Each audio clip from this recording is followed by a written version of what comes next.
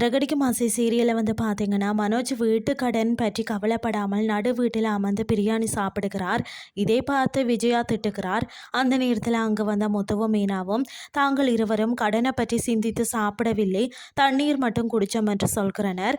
இதை கேட்ட மனோஜ், என்னுடைய சொத்து பங்கினையும் உனக்கு தருவதால் தான் நீ அப்படி வீட்டுக்கு உழைக்கிறாய் என்று கூறுகிறார். இதை கேட்ட அண்ணாமலை அவரை திட்டுகிறார்.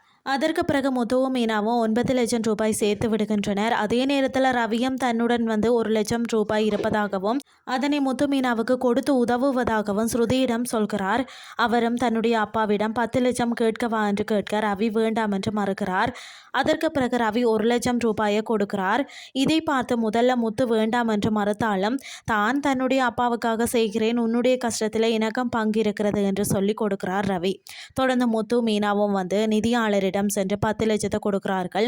இதை பார்த்து அவர் அதிர்ச்சி அடைகிறார். மேலும் காசு கொடுத்ததுக்கு ஆதாரமாக ரசீதையும் புகைப்படம் எடுக்கிறார் மீனா.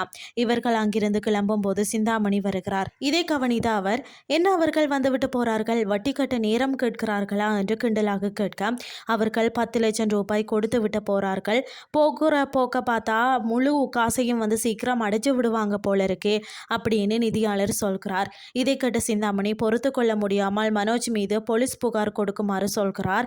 அதன்படி மனோஜ் போலி கையெழுத்து போட்டு ஏமாற்றியதாக போலீஸ் புகார் கொடுக்குமாறு கூறுகிறார் சிந்தாமணி. இதுதான் இன்றைய நாளுக்கான எபிசோட்.